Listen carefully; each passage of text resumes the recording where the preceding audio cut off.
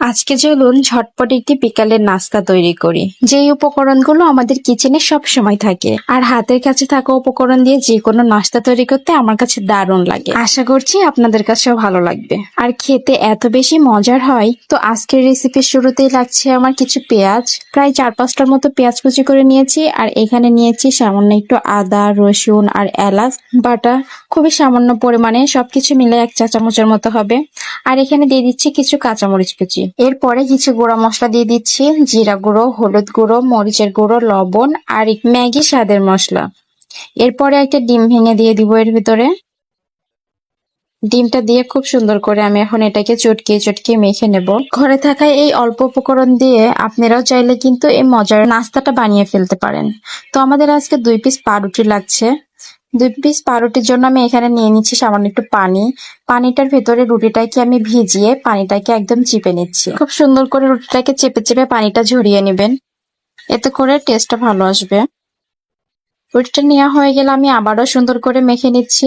আমাদের ঘরে কিন্তু অনেক সময় এরকম পাউরুটি পড়ে থাকে, তখন এই পাউরুটি আর পেঁয়াজ দিয়ে এই মজার রেসিপিটা বানিয়ে ফেলবেন, ভীষণ মজার হয়। তো আমার মাখানো হয়ে গিয়েছে, এরকম গোল গোল শেপ করে ভেজে নেব। তো আমি চুলায় একটা ফ্রাই প্যান বসিয়ে দিয়েছি, এরপরে পর্যাপ্ত পরিমাণে তেল দিয়ে দিয়েছি। আর তেলটা দিয়ে এরকম গোল গোল করে আমি নাস্তার শেপটা দিয়ে দিচ্ছি।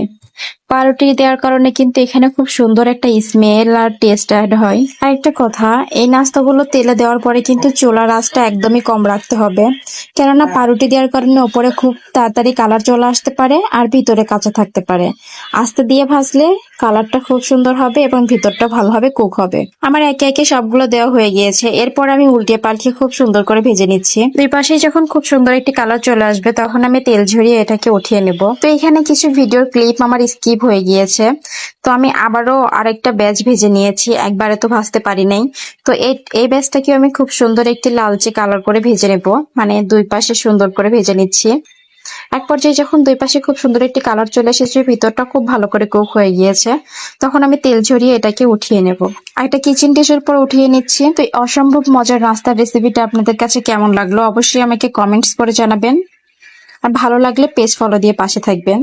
লাইক কমেন্টস করতে কিন্তু ভুলবেন না, আপনাদের লাইক এবং কমেন্টস আমাকে অনেক উৎসাহ দেয় নেক্সট রেসিপি নিয়ে আসতে। এই নাস্তাটা আপনারা চাইলে বিকেলে চায়ের সাথে বা সসের সাথে যে কোনো ভাবে পরিবেশন করতে পারেন, আবার মেহমান আপ্যায়নেও রাখতে পারেন। হাতের কাছে থাকা কিছু মশলা দিয়ে খুবই ঝটপট তৈরি হয়ে যায় এই মজাদার রেসিপিটা।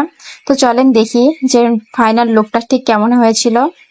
দেখেন নাস্তার ফাইনাল লুকসটা ঠিক এরকম এসেছিল, টেস্টটাও কিন্তু দুর্দান্ত হয়েছিল। আমার সম্পূর্ণ ভিডিওটি যারা দেখেছেন সবাইকে অনেক অনেক ধন্যবাদ জানাচ্ছি। আবারও কোনো সহজ আর মজার রেসিপি নিয়ে আপনাদের মাঝে হাজির হয়ে যাব।